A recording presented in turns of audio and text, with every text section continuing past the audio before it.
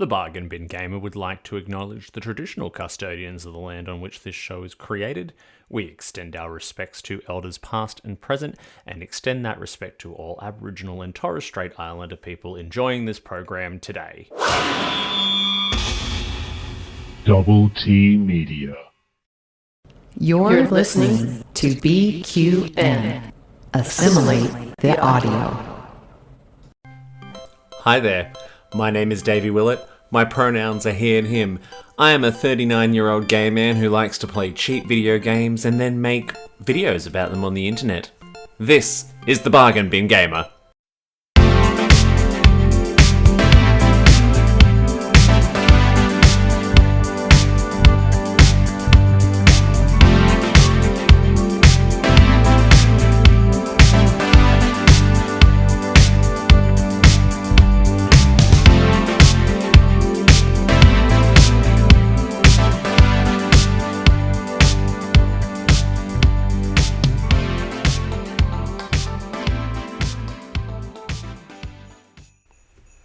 Hello there, and welcome back to the Bargain Bin Gaymer, a Double T Media production here on the BQN Podcast Network. It is I, Davey, the Bargain Bin Gaymer, and I am here to play the cheapest and most Christmassy games out there so that you don't have to. I've said it before and I'll say it again. I freaking love Christmas. One of my favourite things to do at Christmas time is to watch Christmas movies.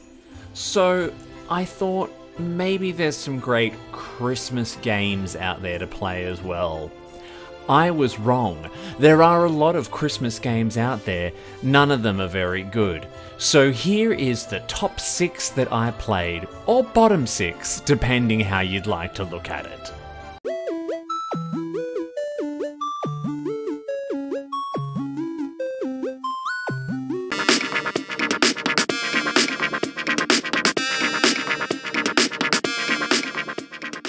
Christmas Santa Trouble is as simple a title as this simple 2D platformer is.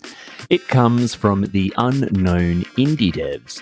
That is the actual name of the developer and publisher, not me being sassy about how unforgettable they are. They have another game on Steam titled Save the Halloween, which appears to be the same game as Christmas Santa Trouble, with pumpkins instead of Santa sacks. Both titles have the average review award of mostly negative and cost $4.50, which, in my opinion, is overpriced by exactly $4.49.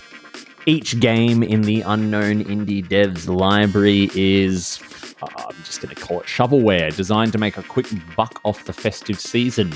However, Christmas Santa Trouble is the worst offender in my humble opinion. You navigate Santa from left to right, you avoid spikes and other uninspired obstacles, all while trying to collect sacks of toys. Collect all the sacks and go to the next screen via a well-placed igloo. At least I think that is the premise. The game was so dull and broken that I did not pass the third screen. The collision detection with the spikes is horrendous, controls did not appear to respond half the time, and the music grated on me like nails on a chalkboard. A game like this could, maybe distract the little ones on car holiday trips. However, if you force this game on your children, they will probably resent you for the rest of their lives. Please avoid it like the plague.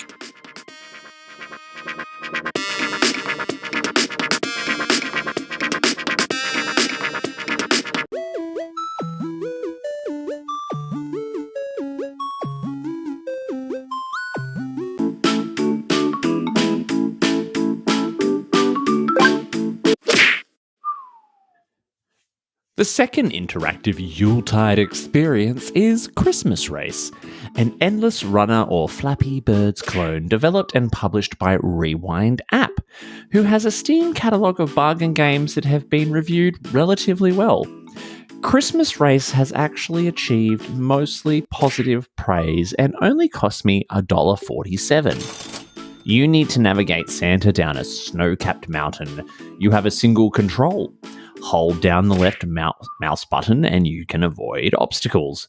The goal is to collect as many presents and get as far down the slope as possible without smashing into a barrier, rock, or snowman.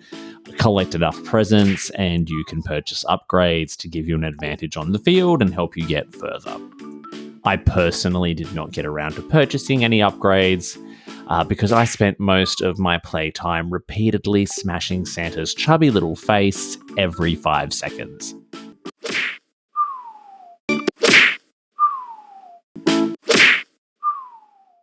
He should be grateful that the families he delivers presents to never see him, because by the time I was done with him, he looked more like one of the buckets of coals that he gives to the kids who have spent the year being little shits.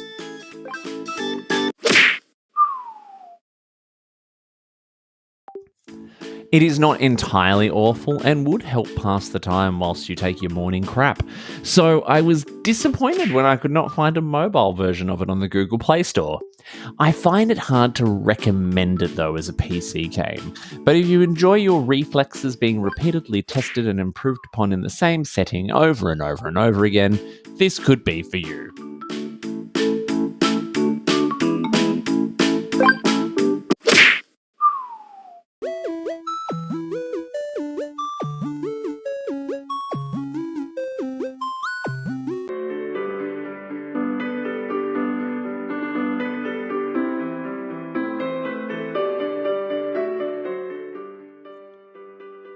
Moving on, we find ourselves with the perfect genre synergy, the joy of Christmas merged with the horror of being stalked and murdered. Santa Claus comes from developer and publisher Adam DeLeese. Now that's Santa Claus spelled C-L-A-W-S. Now, Adam DeLeese has a modest library of games on Steam, none of which appealed to me. It has mixed reviews itself and comes in at an excellent $1.50. Look, I guess you could call this survival horror. However, at the end of my short playtime, I left wondering what the point was. You start in a house that has been appropriately decorated for the holidays. I decided to eat a few candy canes that were left lying around because I had no idea what else I should do. Before I knew it, the most unusual 2D sprite had accosted me and banished me into an endless maze. The 2D sprite in question was none other than the titular Santa Claus. This is where it came undone for me.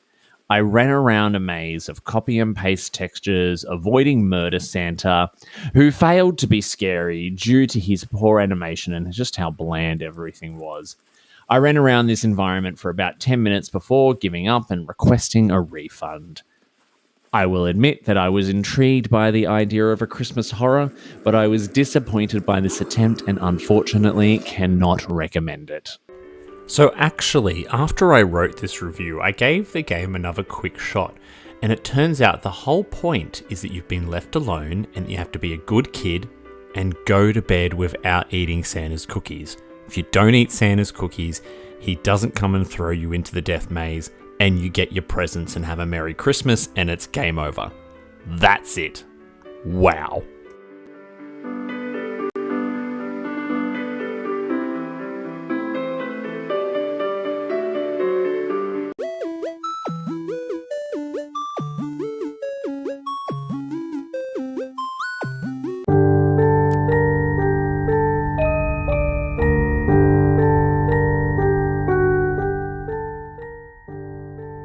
Another festive horror title comes in the form of Christmas Horror. It's a game title about as original as its concept, developed and published by Purple Thunder Games, who has no other games available on Steam. It set me back $2.95, which might not be too bad, as I think some people could get invested in it. This is evidenced by the wildly mixed reviews it has received, so someone out there is having fun. The summary of the game on Steam says, and this is verbatim, the grammar and spelling that is used, Santa has living for 100 years by taking away the soul of the bad children. This time, you're the chosen and it's up to you finish off Santa forever or escape at your own. Given that the developer's description reads like a phishing email, I can only assume that my laptop is now flooded with ransomware. And if that is the case, having my personal files encrypted and held for ransom is not a great trade-off for playing this game. You start locked up in a prison, and a well-placed key lays on the ground which helps aid your initial escape, and you set off to find random crap, all whilst avoiding Santa, who stalks you around the mansion/asylum hybrid that you find yourself trapped in. I found the experience similar to Alien Isolation, where a single foe stalks you relentlessly whilst you desperately gather items needed to escape. Like most titles on this list, I found it to be a fairly joyless experience. Santa fails to incite any terror as he can be easily spotted and escaped from. Something about being big, red, and jolly just makes him stand out. Figuring out the developer's puzzle box is full of trial and error that became very repetitive. And finally, it looks plain and your character just controls like a steamroller. While I do not recommend Christmas horror, I can see how it might appeal to some. If you are looking for a cheap survival horror game with a holiday vibe, you could do a lot worse, especially since it is a genre that is not overstuffed with content right now.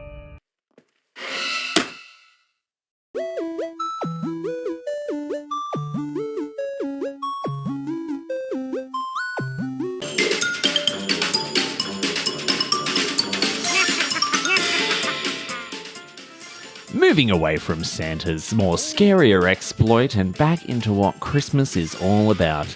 I am naturally talking about beating the shit out of snowmen for sport. Enter Santa's Vacation from developer Zap Software and published by Volan's Nolan's Games.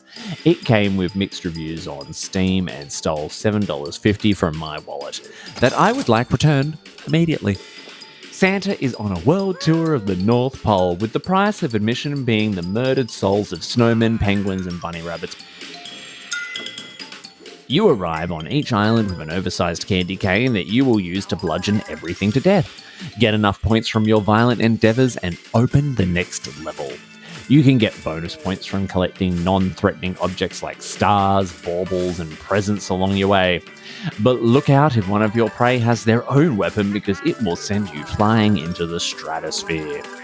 Whilst the music is forgettable, the graphics are reminiscent of a first-generation iPad game, and the controls are rage-inducing. It is not actually the worst game on this list today, but it is $7.50, and is it worth $7.50?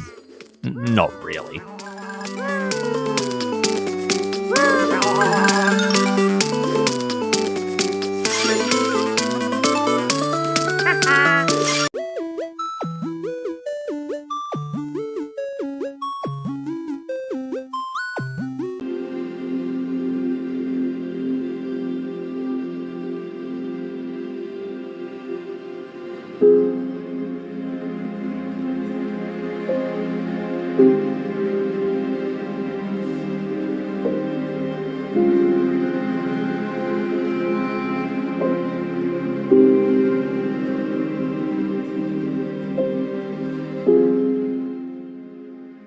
The final game on this Christmas wish list is the JRPG wannabe Sugi the Christmas Elf, which I may not be pronouncing properly.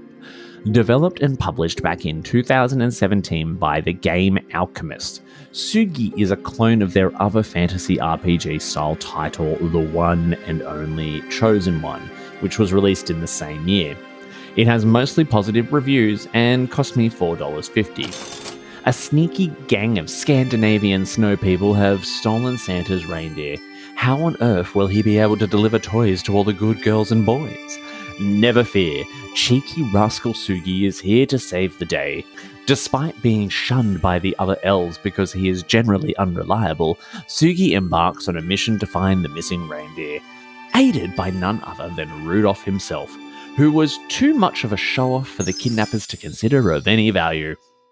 The gameplay is very simple. You visit the other elves who have a clue as to where each reindeer might be. Rudolph then instantaneously transports you to the exact location you need to be at. This is impressive given that the reindeer have been transported to locations like the Alps, Spain, and Denmark. Upon arriving, you play a simple minigame with each snow person. Win the game and get the reindeer back. You will compete in snow fights,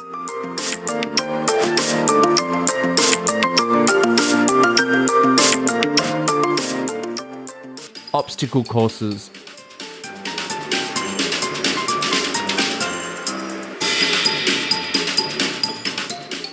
and memory games.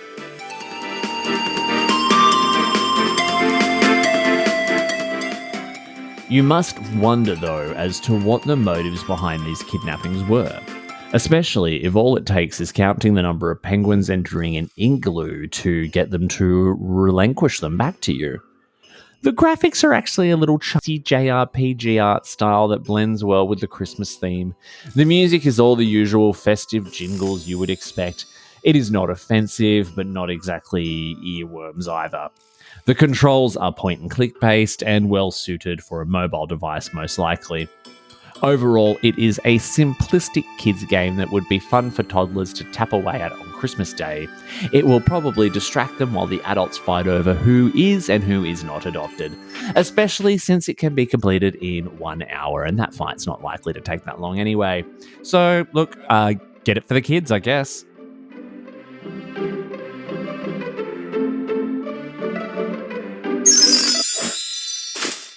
Well, that is it for the Festive Bargains Countdown. Do you know any exciting festive games out there that are worth playing? Well, leave a comment below and let us know, and maybe we'll get a chance to play them before the festive season is over. If you liked this show, remember that it is part of a much larger network of podcasts called the BQN.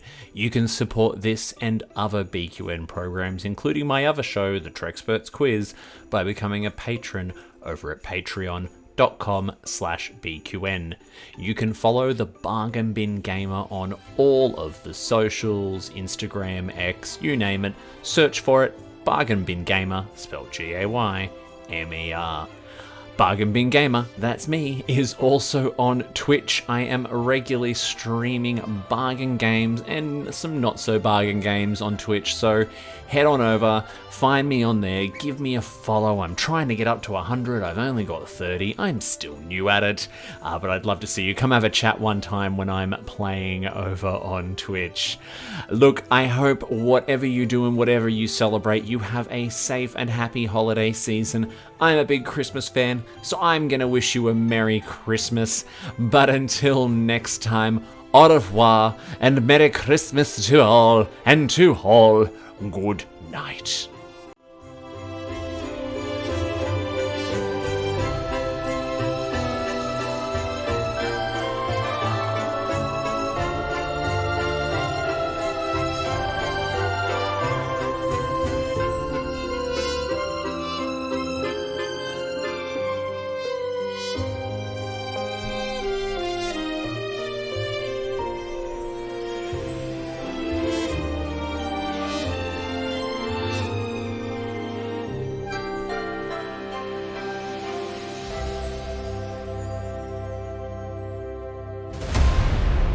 What shows are on BQN, you ask? Well, here's a rundown of some podcasts you might be interested in.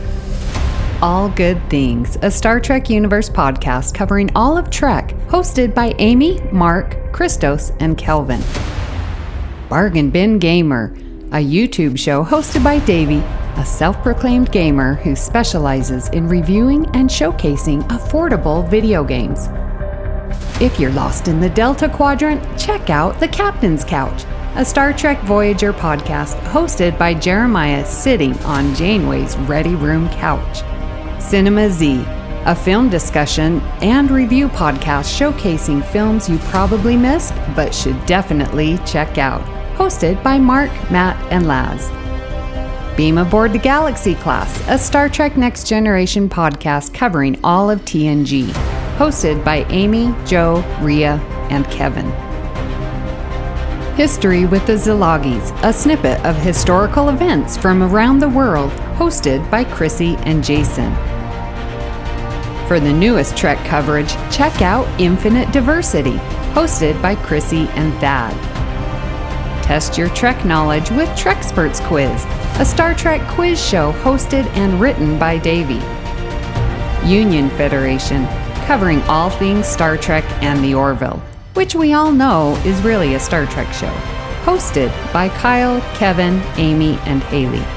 Spill the Tea with What's the Tea, Bev, a Trek current events and fan interview show hosted by Christos. And for our Patreon members, we have The Hive Mind, BQN's monthly roundtable discussion with hosts and listeners. It's Green, a cornucopia of topics hosted by Mark, and Amy's Math Moments, a quick look at math moments in Star Trek, hosted by Amy. We know you have a choice of podcasts to choose from, and we thank you for listening to BQN. Assimilate the audio.